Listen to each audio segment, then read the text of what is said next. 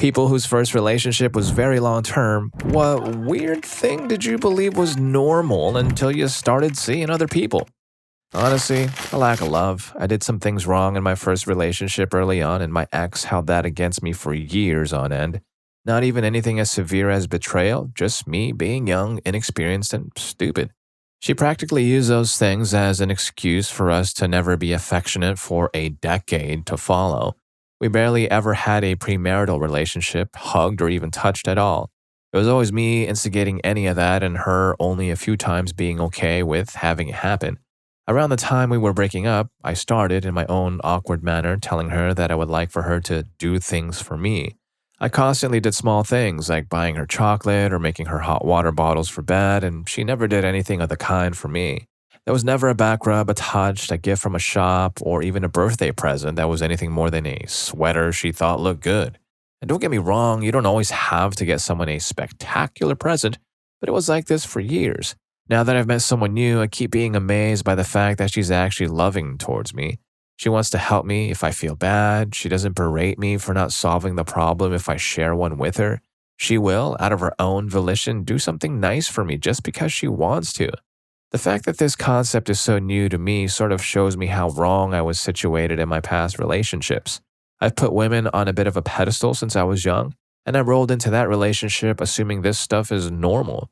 Those guys just put in all the effort, and women reciprocate if they feel so inclined but never have to.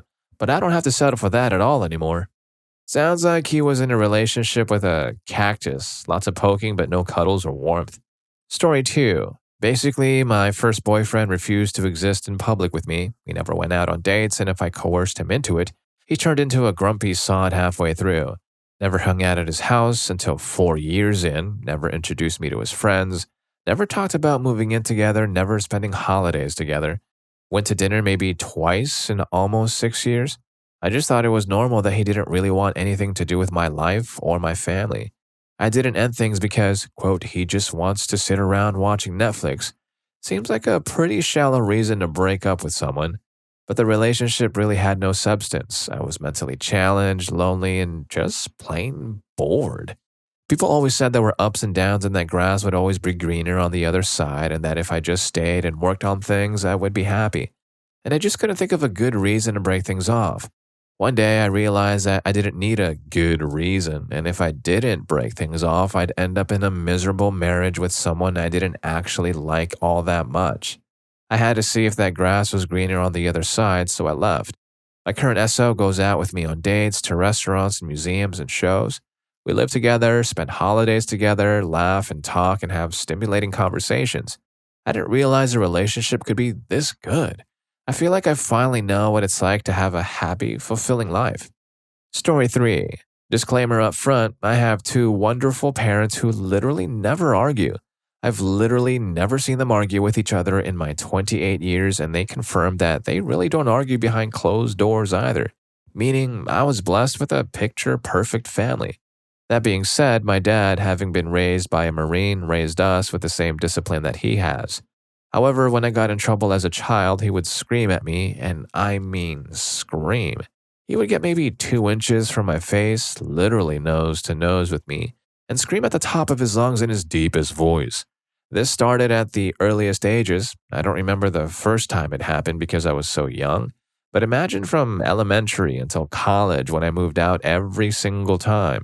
I did something wrong, disappointing to them, he'd call me in for a quote-unquote talk, then proceed to start the nose-touching scream conversation. And this traumatized me. My brother and I both spoke a few years ago about how it affected our abilities to have serious conversations of any nature. Obviously, during those scream convos with Dad, our auto response was to cry. Even now that we're older, we still cry when conversations with my dad turn to serious matters, though he no longer yells like that, obviously. But what it's done is created this cry response in my brother and myself. Any serious conversation with anyone triggers us both to immediately start crying, which is annoying now that we're adults. So for example, a partner says to my brother, "Hey, Katrina's bothering me. I want to have a real chat about that soon." Cue tears. Or, most disruptively, an email from a boss comes through. "Come by my office. We need to discuss this matter." And I'm crying as soon as I sit down in the office. We just can't stop crying.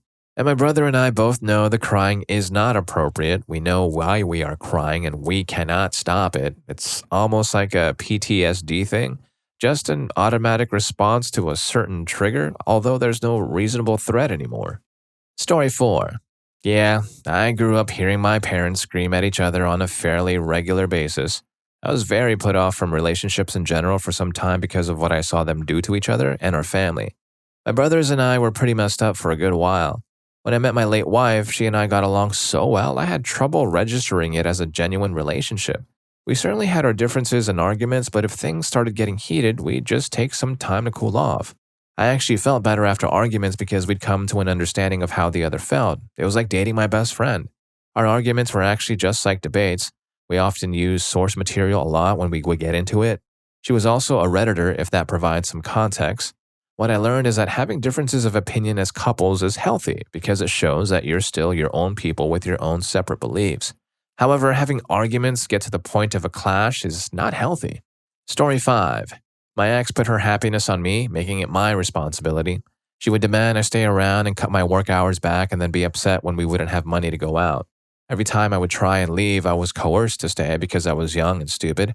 After 8 years, I had enough, so I moved 5 states away. Had a chain of bad relationships that ended, took some time to work on myself, and I'm now engaged to an amazing woman I can communicate with and share feelings about problems with and who values a healthy relationship. He must have felt like a circus performer, no? Juggling her happiness while trying to balance his own. Story 6. Learning about different ways people express affection for each other and why they might do it that way was a big help for understanding my mom. For me, I express and understand affection by spending time with someone. But my mom never really wanted to spend much time with me and didn't appreciate me trying to spend a lot of time with her. It made me feel really less important and a bit unloved at times. But then I came across this site talking about how different kinds of showing care and found one that fit her perfectly on it. Showing affection by doing things for someone, not with them, but for them, to make their lives easier. My mom had been trying all that time to show she cared by doing little things for me all the time, things I often hardly even thought to notice. And that was probably why she would get so sad when she asked me to do something small for her and then I forgot. Me forgetting to do that small and seemingly unimportant thing probably made her feel unimportant and unloved. Figuring that out has really helped me understand her. Story 7. My ex basically taught me that it wasn't okay for me to be upset about things. Every time I would get my feelings hurt, even when I was upset about something completely unrelated to him, it was somehow flipped around, so I ended up reassuring and comforting him. That was really messed up, and I basically had to relearn how to be vulnerable with my SO. He also had a very solid plan of how he expected me to live my life. Basically, his main goal for me was to have kids and be a good housewife. On the bright side, nowadays I'm happily engaged and my fiance treats me with so much love and respect. He's supportive of my dreams and we are able to lean on each other in times of hardship. Story 8. It wasn't super long term, only about a year. When you're in high school, that's fairly long term, I guess. My ex was a very clingy dude, sweet, but would follow me around every social gathering and get jealous of me spending time with friends. When I started dating the guy who was now my husband, I remember looking around at a party early on with most of my friends that he hadn't met before, and I couldn't find him. I asked someone where he was, and he was out by the fire with a group of people chatting and hanging out. I was astonished that we could just go our separate ways in a social setting, and that was totally fine. We didn't have to be attached at the hip the whole time. When I say he would follow me around, I literally mean he never left my side. And these were parties and things where he knew everyone as well. At one point, my friend was so upset, so I went into a bedroom with her and another friend to talk to her. And within 5 minutes, he came into the room, and even though this was obviously private, he just stood in there.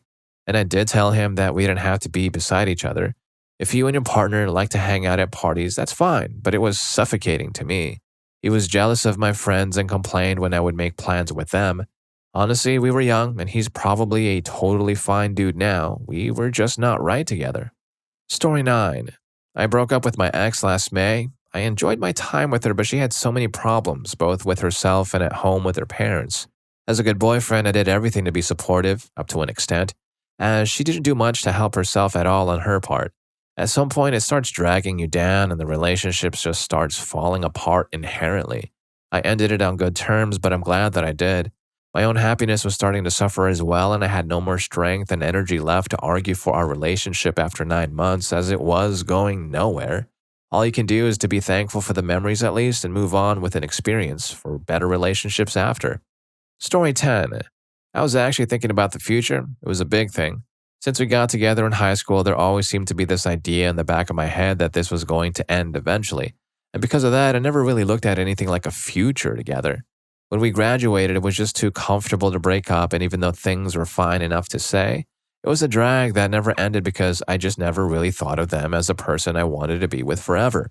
It's hard to say when I exactly stopped loving her, but it was a relationship of comfort and convenience more than anything. And when she eventually became unfaithful on me and broke us up, it was still just so easy to get back together on and off after that. I could feel myself falling back into a commitment I didn't want to be a part of. Now it's wild to actually think about a future with my partner. I genuinely look forward to stuff like maybe living together or getting married and seeing the world and all that romantic stuff. Before, everything was more or less convenient, but I had no idea how great it was to actually look forward to potential life events with someone else. Story 11. Ooh, this one is perfect for me because of the way my dad was. I wasn't fazed when my first boyfriend ridiculed me for my passions and talents, even when it was in front of everyone. I also thought you had to say that you did not want to be affectionate if you were not in the mood that night before you drifted off. Otherwise, your boyfriend could just stick it in from behind while you were asleep and you couldn't stop him or he'd get really mad. Oh, and I thought I was at fault for wanting to use protection when I had work not too much later on that day because I didn't want to walk around with a mess. He glared at me and said, "We're supposed to get married. If you're really immature enough to let something like that come between us, maybe you're not mature enough for it." I think it's fair to say I was in a bad relationship. It wasn't until I was in my third relationship, the second guy was worse, that I realized all of that was really bad. The pain from that and other incidents in the relationship didn't really give in until I had my realization, which is really weird. Story 12. I grew up in a pretty strict Christian home and was taught that premarital relations before marriage was a sin. My first teenage boyfriend and I were together for 5 years and never came anywhere close to having that. At the time, I thought it was because I was a good Christian. Since premarital relations before marriage were wrong, I didn't want to do it with him. All my friends were either having or struggling not to. I didn't understand this because I didn't have the desire to do wrong, just as I didn't have the desire to hurt people or lie or steal. He and I broke up as our lives went in different paths. My next relationship came in pretty quickly, and it was only then that I realized that I was never really attracted to my ex, which is why I didn't want to do it with him. Story 13. I found it amazing how down-to-earth, reasonable, and aware I thought I was the whole time. Eventually, it struck me like a brick, how naive I was, how I would find ways to justify anything and everything. I was sickened with myself, realizing how each time I was treated like that, I would pat myself on the back for being able to endure the hard times that others wouldn't be able to. Yeah, I thought I was a true Prince Charming who was earning his eventual, inevitable happy ending. Yeah, no. Value yourself more. I do believe that it is possible to find your true love online and maintain a fulfilling and rewarding long-distance relationship. But never justify being treated badly, never justify being neglected, and never ever assume that this is as good as you can get. You can't even dream of what you can achieve and who else you'll meet. Story 14. Even though I knew premarital relations weren't supposed to hurt, I thought I was just one of those girls that couldn't get soaked where it hurts. I am not. I was just not physically attracted to him at all, but I thought that was how all couples felt after the honeymoon period wore off. I never dared to look at his body for an extended period of time, and I never felt comfortable being exposed. When we broke up, I thought I was having an identity crisis because I just didn't seem to like men at all. Turns out I wasn't just attracted to that many men. I can now stare at my partner for hours and even just watch him doing earthly things. Story 15. After incidents of his belongings being intentionally broken and even her pulling a weapon on him, and yes, she was his first relationship, me. I'm sorry, but you really need to get out of this. This is not okay. Him. Well, sometimes this stuff happens. No relationship is perfect. My parents fought all the time and still stuck together. You gotta work on it. Me. My mom got hurt by her ex-husband exactly once and divorced him over it. 2 years later, she met my dad, and in the following 35 years, they've barely even raised their voices against each other. Him, well, he got real quiet. Ultimately, he moved to another city to cut off contact from her completely and is a changed person now. I'm a lot happier. Story 16. I texted my then new girlfriend about where I was and who I was with about every 30 minutes. After the third time, she told me that she didn't need to get updates on what I was doing and to just let her know when I got home safe. I remember feeling almost like a weight being lifted off my chest because I didn't have to worry about my girlfriend freaking out if I didn't update her. I learned what trust felt like that night. And isn't it amazing how freeing it can be when someone encourages trust instead of insecurity? Story 17. You shouldn't have to be the only one putting in any effort. My first BF never let me get to know him. It was like pulling teeth to get anything. He knew I had siblings, that I was a closet pagan. I liked experimenting with cooking and a bunch of other things, but I had to basically stalk his socials to learn anything about him. If I asked his opinion on an outfit or basically anything, he didn't care. I never learned what he liked, and I got tired of doing what felt like all this extra work for someone who didn't care about me. Story 18. Actually, truly loving someone 100% isn't as common as I thought. Me and my first love were together for 5 years, and I will be completely honest here and say that she is to this day the only person that I have ever loved with all my heart. We watched Scrubs together, laughed at the same jokes, were rabbits in bed, loved the same music.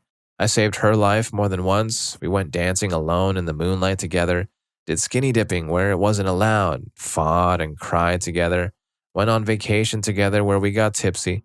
She took care of me when I hurt my leg. We did burnouts with her dad's car and both got in trouble. Got arrested by the police and both had to serve 1 day each in prison. And we both accepted each other as weirdos and loved each other for that. Now I live in a world where everyone minds their own business and being outside the norm is looked down upon. Men are supposed to be mentally strong and not show emotions as much. But maybe true love is something that only develops over a longer time, and I have not supplied my relationships enough time. Who knows? At least I got my dog, and she's the best. Story 19. This is morbid, but I thought it was normal to argue every single day. I thought all couples have their bickering, and it was just a regular thing. I was astounded when I went into my next relationship and actually got on with the guy and went weeks and weeks without having any problems. It always felt like the bubble was going to burst. Goes to show, don't stay in a relationship just because you've already invested most of your time. You get one life, spend it with someone who makes you laugh every day. And if you're laughing and enjoying the video or maybe learning a thing or two, please don't forget to hit that subscribe and like button for more videos just like this. Thanks in advance. Story 20. Having a partner accommodate your emotional needs without communicating about their own. I talked about my worry and other mental health concerns, but she didn't really talk about hers. She did a lot to take care of me through that, and I regret that I didn't do the same for her. I was surprised to realize after the end of our relationship how bad hers were becoming because it wasn't something she'd ever talked about. I didn't have much emotional intelligence at the time, so I didn't perceive that she was struggling, and it didn't occur to me to ask. I loved her very much, and I didn't realize I was messing up until she moved across the country and broke up with me. And I didn't start figuring out how I'd mess up until sometime later. She was doing a lot of emotional labor for me, and I wasn't reciprocating it. I didn't realize I was being selfish, but I was.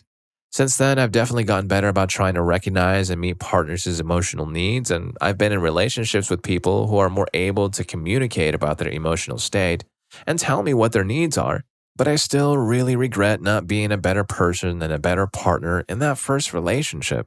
Story 21. Actually, my experience was quite the opposite. My high school girlfriend was awesome. I mean, always cheery, literally a cheerleader, cute, super affectionate, always in my corner. Social, but, not too social. Close to a unicorn. We dated for about a year and we were juniors, I think. Deep down, I knew it was the right girl, wrong time. No outside pressure, just knew I was on a journey and that this was not the time. I think I broke her heart and I was secretly devastated. I was nice, but it can never go well, I dated girls for the next 18 years and none measured up. No mind, I just knew what I was looking for and it was hard to find. By the 29 out of 30 mark, I thought it wouldn't happen. At that time, I was ready, but perhaps karma was doing its thing. Got a good job and house instead, focused on living well. In my mid-30s, I found all of what I gave up and more in another woman. It was well worth the wait. We've been happily married for 13 years, and she just made me a bowl of butter popcorn. Gotta go. Story 22. I believed you had to communicate with the other person all the time and be available for them all the time. We were young and constantly into premarital, so this must mean that we were meant for each other. High school, right? And I would be a liar if I told you I didn't participate in the conversation myself. She would constantly talk about the future and how once he graduated, our life together could finally begin. This was especially important to her since her mother did not approve of me or just her dating in general, and would always try to break us up and prevent any communication between us. This situation caused her to always be texting me and calling me when she could, to the point where all I did after school was make sure I was available to talk since her mom was always trying to get in the way of that. If I was not available, she would cry and get mad at me for not being there for her, etc. The tipping factor was deciding what college to go to.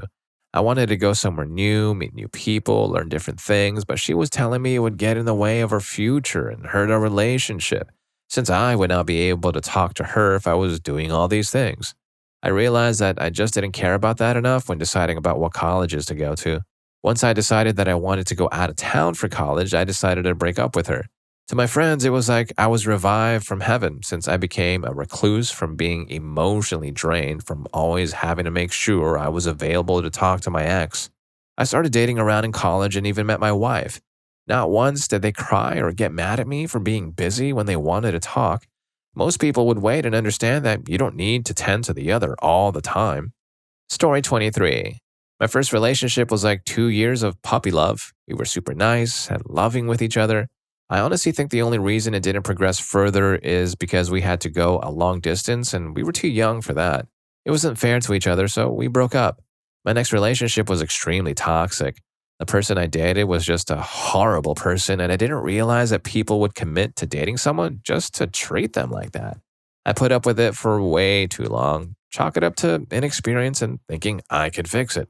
I thought relationships were supposed to be just fun, loving, and kind. I had no idea people in this world simply have terrible relationships. Story 24. Love taps? That's probably not the right term anyways. I had a problem with lightly punching them in the arm when they said something that surprised me or offended me. That and light-handed back slaps to the stomach or arms too. I never outright decked someone, but I never realized that these taps still weren't healthy. And that not everyone will understand that sometimes when I say, "You're stupid," it's not supposed to be an insult, and it genuinely means, "You're cute, but I don't want to actually say that." Story 25. No throwaway because I have nothing to be ashamed of. My first real boyfriend was when I was a freshman in college with a man 13 years my senior. I knew that he had been in love with me for years, and at the time I found it charming and proof that we deserved to be together. It is only now, as a 31-year-old woman, that I realize how much the other adults in my life let me down and allowed that relationship to continue or even begin for that matter. The relationship ended when I finally realized that he was trying to dictate what I wore, what I ate, what music I listened to, what sports teams I cheered for. I told him that he was treating me more like a daughter than my own dad did, and I left him on an Amtrak platform while I headed off to a summer abroad. Story 30. I thought it was normal to be alone when walking through the door. We were together for 7 years and even lived together. He never met my friends because he would not come to any party. He met my parents twice, I guess. Never got to know my siblings. When friends met me at our home, he went somewhere else to not spend time with them. Once I went to a friend and came back home late. It was a holiday for men, so a lot were tipsy out there on the streets. I was scared and called him if we could meet at the main station. He was at his friends and not in the mood. It happened as I thought it. Some group of tipsy guys came near me. They stole my purse and my camera that night. I felt so lost and lonely. With my second boyfriend still going on relationship, it was quite surprising because he wanted to meet my family and friends. We were on a trip together with my best friend and her husband, and it was so much fun. Now I really feel like being in a partnership, and it's great to feel loved and safe. Story 31. Not me, but a friend. They started dating in high school our sophomore year and were together up until the fall after we graduated. He wasn't really emotionally developed when they met. He was a teenage boy who did a lot of sports and ultimately suffered from toxic masculinity, and she wasn't either, but had a plethora of mental problems that boiled down to, "It's never my fault." She really spent years chipping away at him in the name of reversing what she thought was toxic masculinity, until he really didn't have his own personality or interest. It was always a girl and her lapdog. I have my own suspicions that he was used as well as being emotionally manipulated. She's the type to weaponize harm, but I never really found out for sure. I got him into D&D and a couple of podcasts our senior year, and he's branched out since then into his own friend groups. He's had his ups and downs, and I don't think he understands just how much I'm willing to help him anytime he needs to talk. At this point, I just hope that he can rebuild himself into someone he's okay with and grow from there. Story 32. I was with my wife for nearly 20 years. She was my first real relationship. I thought for the longest time that others making stupid type comments and jokes about their wives was just some sarcasm that guys would do when they're together. I just thought it was like when stars get together and quote some movie. I didn't realize until just a few years ago that none of these other guys were being all that sarcastic, and that there was truth in all their minds to nearly all the creepy things they said about their wives. It was like a revelation. All of my male friends hate their wives. I felt so sheltered and ignorant. I still can't comprehend how you'd stay with someone you feel so much spite for or talk about someone you quote-unquote love with such venomous and vicious quote-unquote humor. Story 33. This is actually an interesting answer for my flatmate. Basically, when he and I met when we were freshmen in college, we bonded pretty well, and so did his, at the time, girlfriend and I. You see, she went to a neighboring university about 45 minutes away. What was surprising was that they were dating 2 years prior to university. I, for one, ended my relationship knowing very well that doing long distance at college was a bad idea, but my flatmate thought he could power through, and that's when I realized his girlfriend is hurting him. So in order to maintain a good relationship, they decided to meet up every weekend. One weekend he'd go to her college, and then the next her to him. The entirety of the relationship until they broke up mid-sophomore year was this trade-off. Because of this, he never hung around other people at university, unless it was with him and his girlfriend, which most sane people don't enjoy. Because of this, he made a serious lack of friends during his freshman and most important socializing year of college. Secondly, his girlfriend at the time had a serious jealousy. God forbid my flatmate talk to any person of the opposite gender. He was forced to unfollow as many gorgeous girls on Instagram as possible, and he was not allowed to go to parties without her in fear that he might find pretty girls there. Lastly, they'd argue all the time. And this was the biggest problem. You see, when they were hanging out together in person, all was great. But those 5 days between weekends, it was nonstop argument after argument. It was every day where he'd have to excuse himself from doing whatever, studying, socializing, even one-time driving, to answer his phone and get into a heated argument with his girlfriend. It's always for dumb reasons, too. You didn't call me before I went to bed. I didn't do well on an exam, and this is your fault. You didn't pick up the phone fast enough.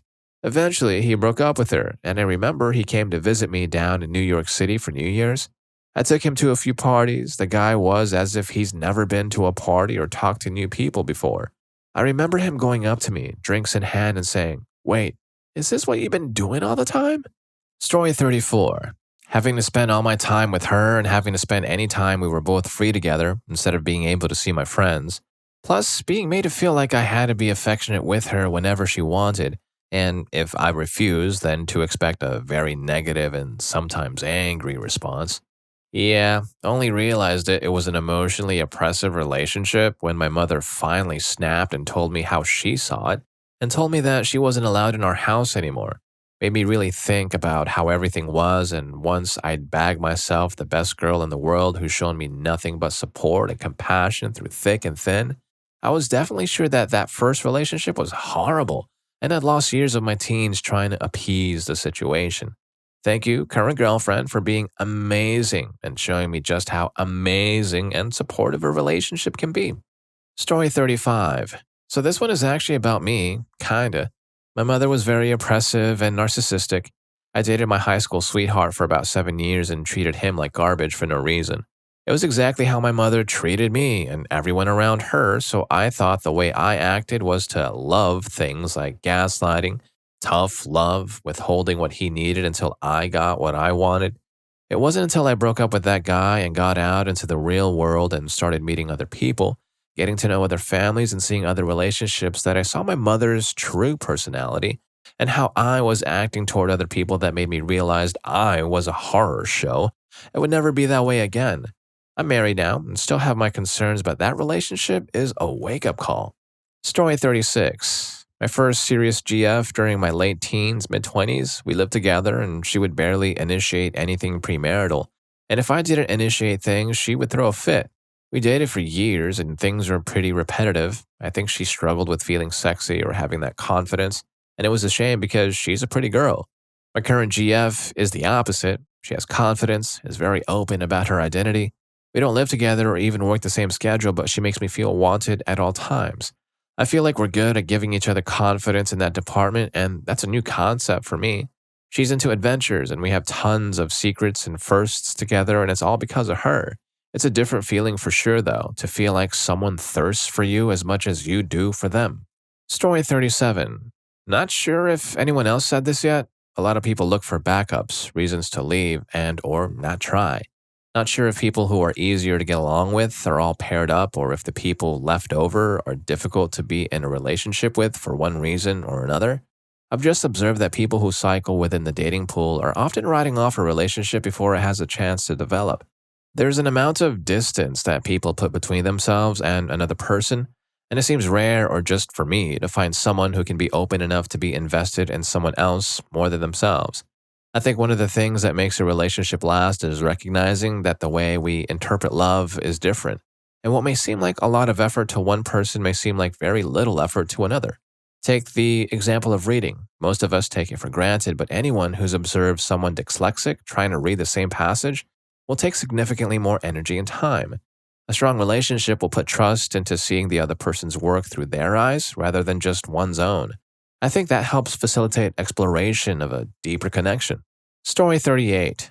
Never prioritizing me. In my first relationship, he would be looking at the time and act like being with me was a chore. In my second, he was absolutely ridiculous about letting me into his family life. I was in a show with his mom, half to bond with her, half because it was amazingly fun. She was giving me a lift home from the dress rehearsal and asked me to come for the weekly family dinner. I called and told him, and he said I could only come for dessert. His mom would drop me off, and I would have to immediately start the walk to him.